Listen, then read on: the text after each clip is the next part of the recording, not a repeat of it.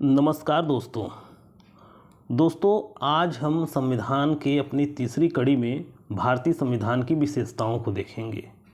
भारतीय संविधान में कुछ ऐसे गुण हैं, कुछ ऐसे कैरेक्टरिस्टिक्स हैं जो दुनिया में और संविधान से बहुत बढ़िया दिया हुआ है या वो अपने आप में यूनिक है, जिसके कारण यह हमारे भारतीय संविधान की विशेषता बना हुआ है।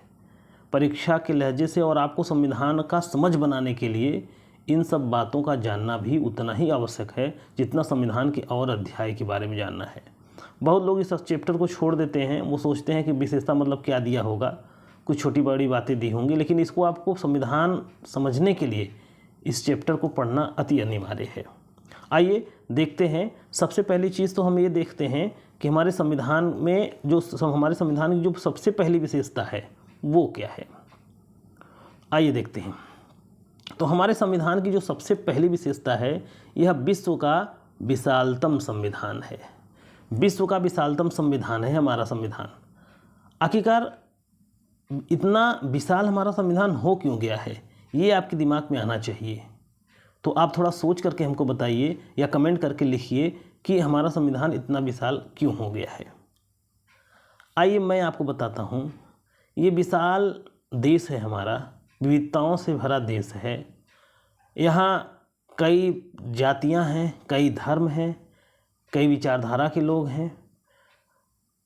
केंद्र सरकार है, राज्य सरकारें हैं, केंद्र शासित प्रदेश है। और हमारे संविधान में थोड़ी थोड़ी बातें सबके बारे में बताया गया है। जब थोड़ी थोड़ी बातें सबके बारे में बताएंगे तो पक्का है कि ये जो गठरी है ना वो भारी हो जाएगी, विशाल हो जाएगी। बस यही कारण है, सबकी चिंता किया गया है, सबका साथ लिया गया है, सबके विकास के बारे में सोचा गया है। इसलिए हमारा संविधान दुनिया का सबसे विशाल संविधान है। और ध्यान देना है, परीक्षाओं में पूछता रहता है कि पूरी दुनिया में किस देश का संविधान, लोकतांत्रिक देशों की बात हो रही है, लोकतांत्रिक देशों में सबसे लंबा संविधान या सबसे विशाल संविधान किस देश का है, तो वो अपने प्यारे भारत का है। तो ये पहली विशेषता है हमारे संविधान की। दूसरी विशेषता है हमारे संविधान की स्वतंत्र न्यायपालिका। अब स्वतंत्र न्यायपालिका कैसी विशेषता हो गई? देखिए दोस्तों, ज़्यादातर दुनिया के देशों में जो सरकारें होती हैं वही न्यायपालिका के अधिकारियों की, न्यायाधीशों की नियुक्ति करती हैं। लेकिन हमारे भारत में ऐसी व्यवस्था की गई है कि जो सरकार के 3 अंग हैं, विधायिका, कार्यपालिका और न्यायपालिका। विधायिका और कार्यपालिका आपस में तो जुड़े हुए हैं। आप देखते होंगे जो विधायक हैं वो कार्यपालक अधिकारियों के साथ जुड़ करके देश के विकास में योगदान देते हैं। तो विधायिका और कार्यपालिका जुड़ी हुई है, लेकिन न्यायपालिका आपस में नहीं जुड़ी हुई है। अरे भाई, जो मुख्यमंत्री होता है वो एक विधानमंडल का ही तो एक मेंबर होता है, लेकिन अगर वो जिले में आता है तो आप देखते होंगे डीएम और एसपी तक भी उसकी अगवानी में खड़े रहते हैं, वो आपस में जुड़े होते हैं। तो वो डीएम, एसपी, कार्यपालिका और मुख्यमंत्री वो विधायिका का प्रतिनिधि है। लेकिन देखिए दोनों आपस में किस तरीके से जुड़े हुए हैं। लेकिन कभी भी आप न्यायपालिका को विधायिका और कार्यपालिका के साथ अटैच होते हुए नहीं देखेंगे। हाँ, कुछ जरूरी कार्यों की वजह से कभी कभी न्यायपालिका विधायिका या कार्यपालिका के साथ होती है। जैसे हाईकोर्ट मीटिंग करता रहता है राज्य सरकार के साथ, जो जिला जज होते हैं वो जिला मजिस्ट्रेट और एसपी के साथ कारागार का निरीक्षण करते रहते हैं। तो वहाँ भी न्याय का ही पर्पज होता है, न्याय को बचाने का ही मकसद होता है, इसलिए ऐसा किया गया है। लेकिन ज़्यादातर, वो मात्र 1-2% बात है, लेकिन ज़्यादातर मामलों में हमारी न्यायपालिका है वो स्वतंत्र है विधायिका और कार्यपालिका से। तो ये हमारे संविधान की एक विशेषता है। अच्छा, मैं आपसे ये जानना चाहता हूँ कि ये स्वतंत्र न्यायपालिका की व्यवस्था क्यों किया गया है? क्या कारण है कि स्वतंत्र न्यायपालिका की आवश्यकता महसूस होती है? आप सोच कर बताइए या कमेंट करके बताइए। आइए तब से मैं बता देता हूँ। आप अपने दिमाग से सोचिए कि अगर जिस व्यक्ति का पिता या उसका बेटा या उसका मित्र या उसका किसी प्रकार से जुड़ा हुआ व्यक्ति कटघरे में खड़ा होगा, तो जो न्यायाधीश होगा, जो व्यक्ति होगा, वो सज़ा दे पाएगा? वो न्याय कर पाएगा? नहीं कर पाएगा ना। इसीलिए ऐसी व्यवस्था की गई है कि विधायिका और कार्यपालिका से अगर जुड़ी रहेगी न्यायपालिका, तो विधायिका और कार्यपालिका से जुड़े मुद्दों को वो न्याय नहीं कर पाएगी। इसलिए विधायिका और कार्यपालिका से अलग न्यायपालिका को एक पृथक अस्तित्व दिया गया है। ये हमारे संविधान की एक महत्वपूर्ण विशेषताओं में से एक है। अब आइए तीसरी विशेषता देखते हैं, हमारे संविधान की तीसरी विशेषता क्या है।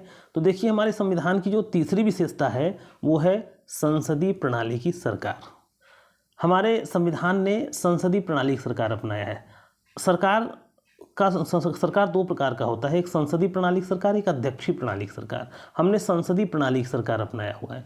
अभी आगे हम उस पर बेहद से देखेंगे। अभी आगे क्या देखते हैं, अभी ही देख लेते हैं, ये देख लेते हैं। आइए देखते हैं, ये है, आइए देख लेते हैं सरकार के रूप। तो ये है, देखिए सरकार के दो रूप होते हैं, एक संसदीय प्रणाली की सरकार, एक अध्यक्षीय प्रणाली की सरकार। ये संसदीय प्रणाली की सरकार क्या होती है? संसदीय प्रणाली की सरकार ऐसी सरकार होती है जिसमें सारी शक्ति किसमें निहित होती है? प्रधानमंत्री में। ये जिसमें, हाँ, तो संसदीय प्रणाली की सरकार से तात्पर्य उस प्रणाली वाली सरकार से है जिसमें राष्ट्रपति का स्थान इंग्लैंड के सम्राट के समान होता है। राष्ट्रपति का स्थान इंग्लैंड के सम्राट के समान होता है।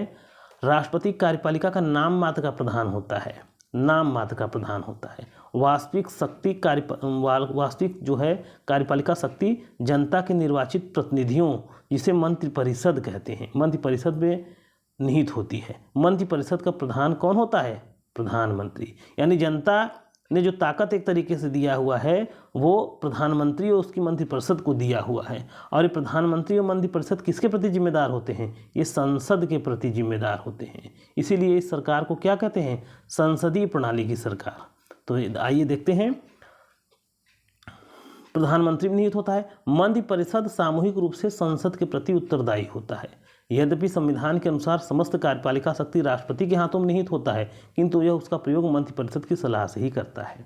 तो आपने देखा कि जो संसदीय प्रणाली की सरकार होती है, उस सरकार में जो ताकत होती है वह प्रधानमंत्री और उसकी मंत्रिपरिषद में होता है। नाम मात्र का राष्ट्रपति प्रधान होता है। सारे कार्य राष्ट्रपति के नाम से किए जाते हैं, लेकिन शक्ति प्रधानमंत्री के हाथ में होती है। और जो प्रधानमंत्री होता है वह संसद के प्रति जिम्मेदार होता है। इसलिए इसको संसदीय प्रणाली की सरकार कहते हैं। हमारे संविधान ने इसी प्रणाली की सरकार को अपनाया है। क्यों अपनाया है, अभी अभी इसको देखेंगे। अच्छा, अध्यक्षीय प्रणाली की सरकार क्या होती है? देखिए अध्यक्षीय प्रणाली की सरकार जो है वो अध्यक्षीय प्रणाली की सरकार, ये अध्यक्षीय प्रणाली की सरकार का मतलब होता है दोस्तों कि अध्यक्षीय प्रणाली की सरकार का तात्पर्य ऐसी सरकार से है जिसमें राष्ट्रपति कार्यपालिका का वास्तविक प्रधान होता है। अर्थात समस्त कार्यपालिकी शक्ति राष्ट्रपति में निहित होती है। राष्ट्रपति का निर्वाचन ही सीधे किसके द्वारा किया जाता है? जनता के द्वारा किया जाता है। तो अध्यक्षीय प्रणाली की सरकार में राष्ट्रपति का निर्वाचन सीधे जनता करती है, जैसे अमेरिका में होता है। और संसदीय प्रणाली की सरकार में जनता सीधे प्रधानमंत्री और उसके मंत्रिपरिषद को चुनती है। प्रधानमंत्री को नहीं चुनती, प्रधानमंत्री की नियुक्ति होती है। कहने का मतलब संसद सदस्यों को चुनती है, उसी में से प्रधानमंत्री मंत्रिपरिषद बनते हैं। राष्ट्रपति नाम मात्र का वहाँ प्रधान होता है। अध्यक्षीय सरकार में राष्ट्रपति वास्तविक प्रधान होता है। अच्छा, अध्यक्षीय प्रणाली की सरकार या संसदीय प्रणाली की सरकार में कौन बढ़िया है, ये तब हम समझ पाएंगे जब हम संसदीय प्रणाली की सरकार के गुण और दोष को जानेंगे। और अध्यक्षीय प्रणाली की सरकार बढ़िया है या घटिया, ये तब जानेंगे जब अध्यक्षीय प्रणाली की सरकार के गुण और दोष को अच्छे से जानेंगे। आइए थोड़ा देख लेते हैं संसदीय प्रणाली की सरकार के गुण और दोष क्या हैं, ये देख लेंगे, फिर आप डिसीजन दीजिएगा कि हमारे देश के लिए क्या उचित है। आइए देखते हैं।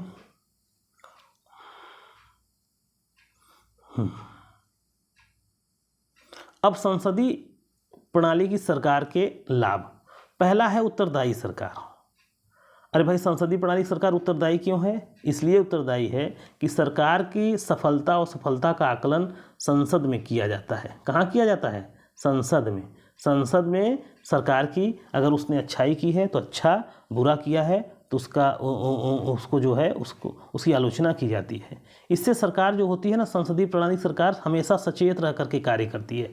सचेत रह के कार्य करेगी तो अच्छा कार्य करेगी, इसलिए यह संसदीय प्रणाली सरकार का एक लाभ है। दूसरा लाभ क्या है? दूसरा लाभ है प्रधानमंत्री को यदि 2/3 बहुमत प्राप्त हो जाए, जैसे वर्तमान में हमारे देश के माननीय यशस्वी प्रधानमंत्री मोदी जी को प्राप्त हुआ है, उनको बहुमत प्राप्त हुआ है। बहुमत प्राप्त होने की वजह से जिस प्रकार राष्ट्रपति के अध्यक्षीय प्रणाली सरकार में जो शक्ति राष्ट्रपति को होती है ना, वही शक्ति हमारे देश के प्रधानमंत्री को मिल गई है। तो एक तरीके से संसदीय प्रणाली की सरकार अध्यक्षीय प्रणाली में तो बदल सकता है, लेकिन अध्यक्षीय प्रणाली की सरकार संसदीय प्रणाली में नहीं बदल सकता। यह एक संविधान में हमारे जो संसदीय प्रणाली की सरकार होती है उसकी एक विशेषता है। अच्छा, विविधताओं से भरे देश के लिए संसदीय प्रणाली की सरकार को ही वरदान माना गया है, इसलिए विशाल हमारे जनसंख्या वाले देश में संसदीय प्रणाली की सरकार को बढ़िया माना गया। ये हमारे संसदीय प्रणाली की सरकार के लाभ हैं। अच्छा, सब लाभ ही लाभ नहीं है, हानि भी है। वो हानि क्या है, आइए उसको देख लेते हैं। संसदीय प्रणाली की सरकार की हानि जो है, वो पहली हानि ये है कि राजनीतिक दलों का बाहुल्य। आज देखिए, राजनीतिक दलों का जहाँ तक बाहुल्य का सवाल है, समझ में नहीं आता कि हम अब यहाँ इसको पढ़ेंगे तो आपको सारी बात समझ में आ जाएगी कि आजकल तो कितना दलें बन गई हैं। देखिए, संसदीय प्रणाली की सबसे बड़ी कमी राजनीतिक दलों का बाहुल्य है। देश में आज कितने दल हैं, जनता को अब यह समझना कठिन हो गया है कि वास्तव में उनके दर्द को समझने वाला दल कौन सा है। चुनाव आएगा, सब चिल्लाने लगेंगे कि हम आपके हैं, हम आपके हैं, और फिर यही चुनाव बीत जाएगा तो हम आपके यहाँ कौन हो जाता है। तो यही कारण है कि अब बहुमत प्राप्त करना और अच्छी सरकार बनाना कठिन हो गया है। क्यों? क्योंकि जनता को ही नहीं समझ में आ रहा, जनता कंफ्यूज हो गई है। इसलिए यह एक संसदीय प्रणाली की सरकार की एक क्या है, एक बुराई है, एक हानि है। अब आते हैं, देखते हैं कि दल बदल दोष भी है एक हानि। जो संसदीय प्रणाली की सरकार है उसमें दल बदल भी एक दोष है। चुनाव के पहले थोक भाव से दूसरे पार्टी के लोग, यहाँ तो सब मौसम वैज्ञानिक बन जाते हैं। मौसम के अनुसार देखते हैं किधर पछुआ चल रहा है, किधर पुआ चल रहा है, अपना हिसाब किताब बैठा करके जहाँ उनको लगा कि सरकार बन सकती है, अपना धीरे से उधर घिसक लिए, और जैसे ही उनको लगा कि ये सरकार अब गिरने वाली है, वहाँ से हट लिए। तो कहने का मतलब ये है, भंगेड़ी यार किसके दम लगा के खिसके वाली व्यवस्था जो है हमारे दल बदल दोष के कारण हमारे संसदीय प्रणाली सरकार में देखने को मिलती है। हाँ, हालांकि 52वां संविधान संशोधन बना करके इसको दूर करने का प्रयास किया गया है। उसमें कहा गया है कि अगर कोई व्यक्ति जिस दल से जीतता है उसको छोड़कर दूसरे दल में जाएगा तो उसकी सदस्यता समाप्त हो जाएगी। अगर वह चुनाव जीतने के 6 महीने के अंदर ऐसा करता है तो उसकी सदस्यता तुरंत समाप्त हो जाएगी। तमाम व्यवस्था किया गया है, लेकिन उसी में एक लूप होल दिया गया है। क्या लूप होल दे दिया गया है?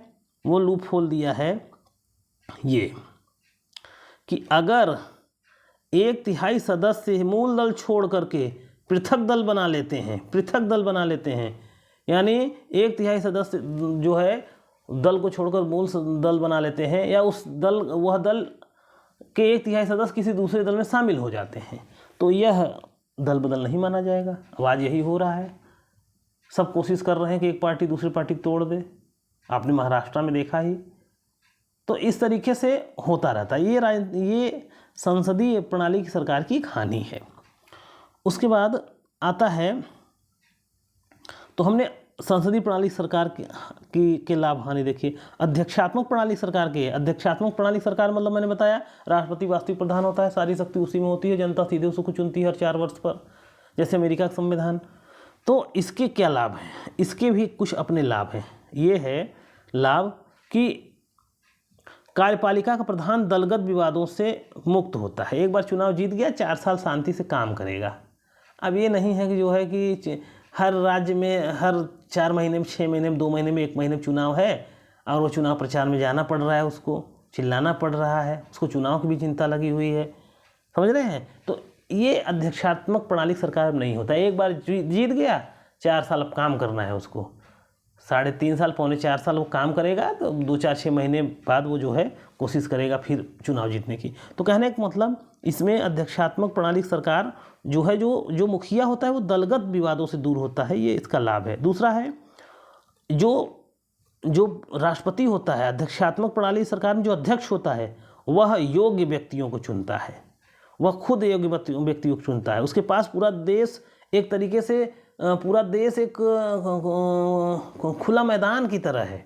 वो किसी भी व्यक्ति को उठा करके कहीं भी पहुंचा सकता है अगर उसको लग गया कि ये व्यक्ति योग्य है। ये अध्यक्षात्मक प्रणाली का लाभ है एक।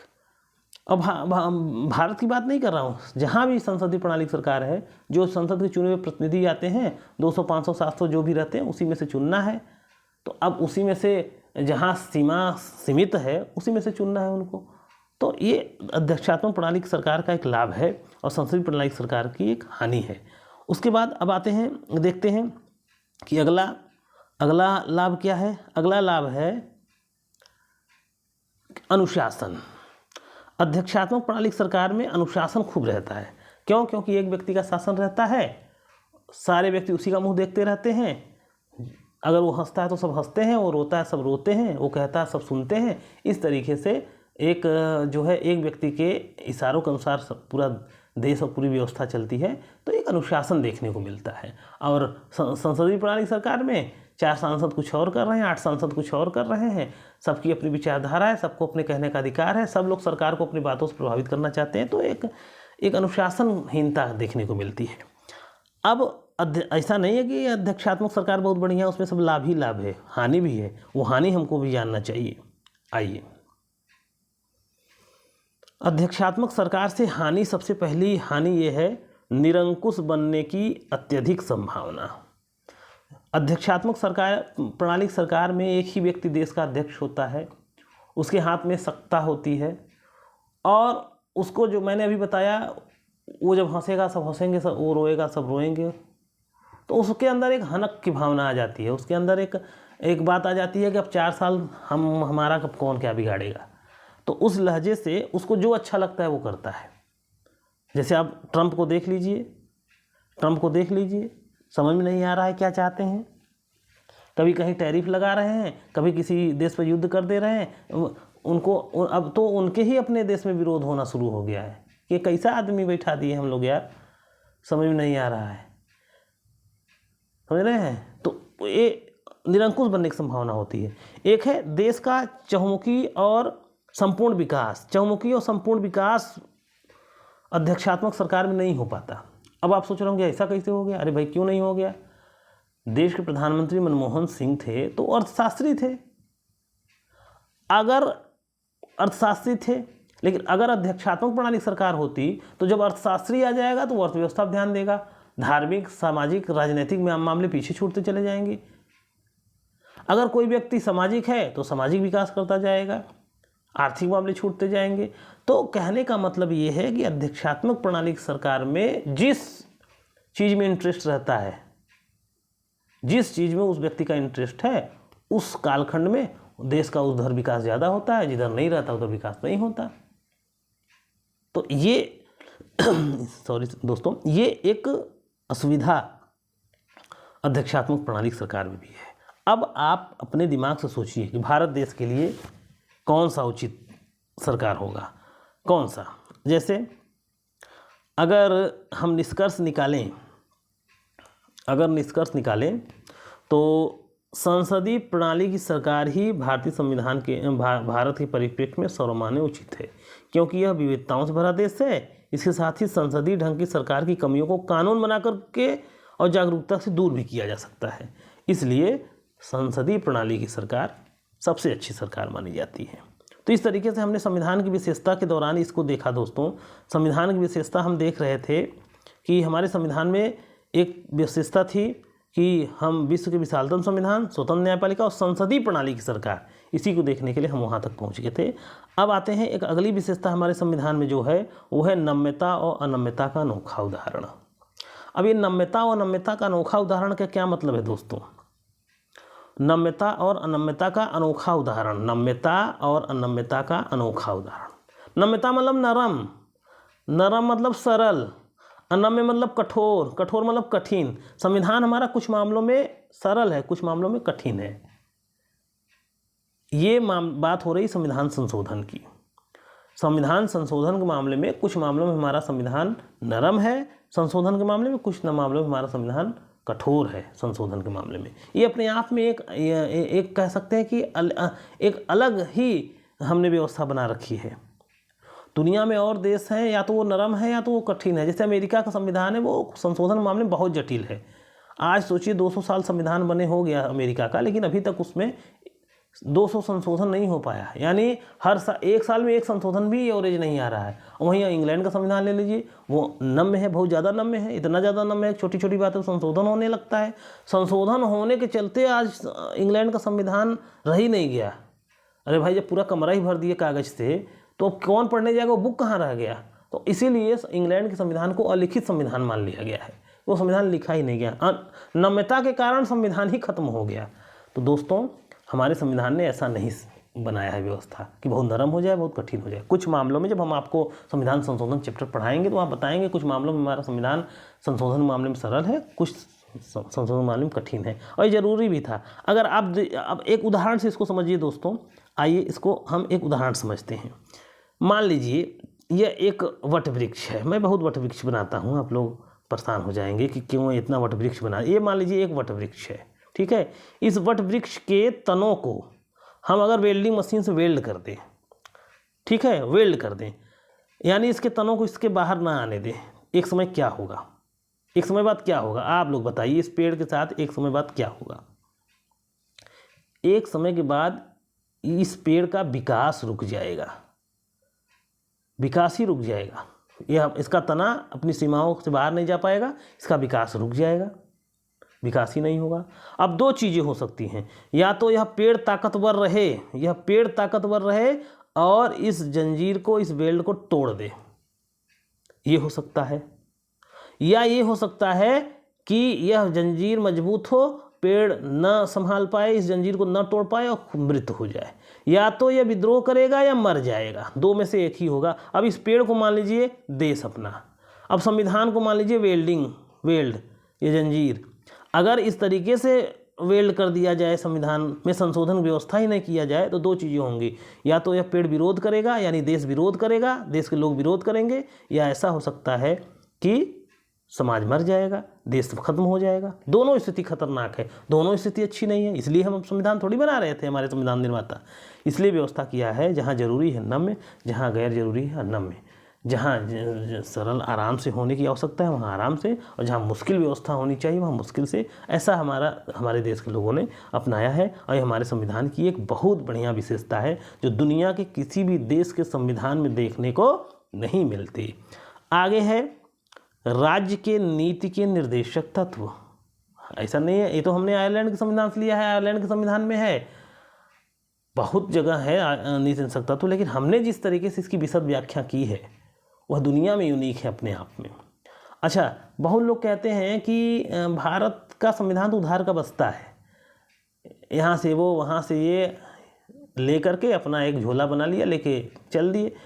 तो कहने का, लेकिन क्या आप दोस्तों बताइए, क्या ये बुराई है?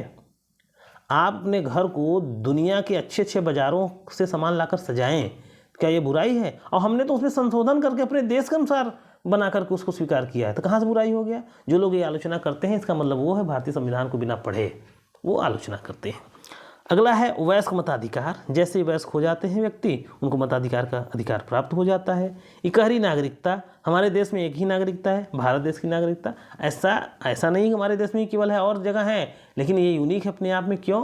अच्छा, दुनिया में बहुत से देश ऐसे भी हैं जहाँ सेंट्रल केंद्र की अलग नागरिकता, राज्य की अलग नागरिकता होती है, यानी दोहरी नागरिकता एक तरीके से ज़्यादातर देशों में चलती है। लेकिन हमारे भारत में एकता और अखंडता की भावना की वजह से एक ही नागरिकता, 370 समाप्त नहीं था तो एक कश्मीर की अलग नागरिकता होती थी, भारत की अलग नागरिकता होती थी, ये होता था।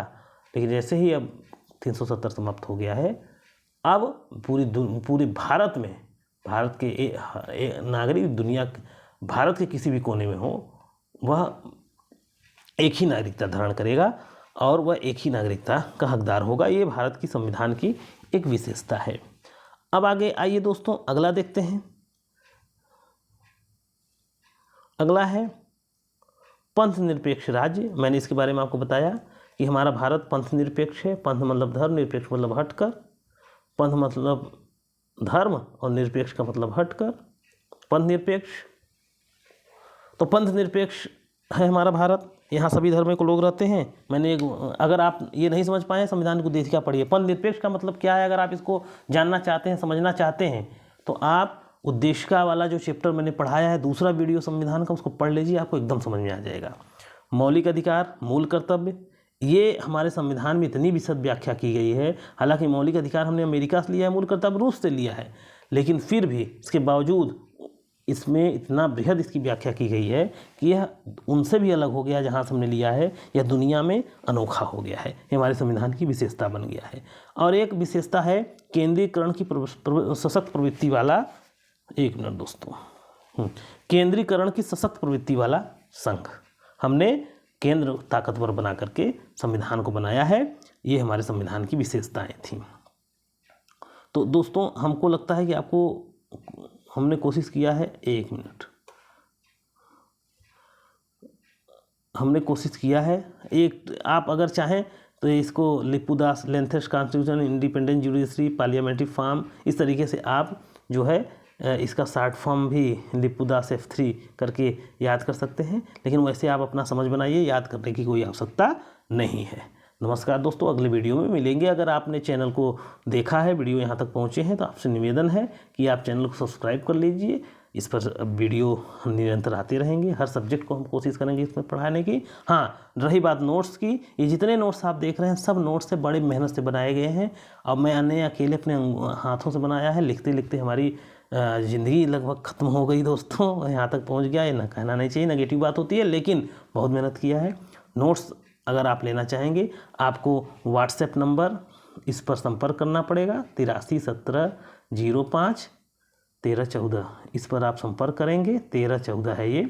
इस पर आप संपर्क जब करेंगे तो आपको कुछ नॉमिनल फीस दे करके आपको सारे नोट्स मिल जाएंगे। ठीक है दोस्तों, नमस्कार।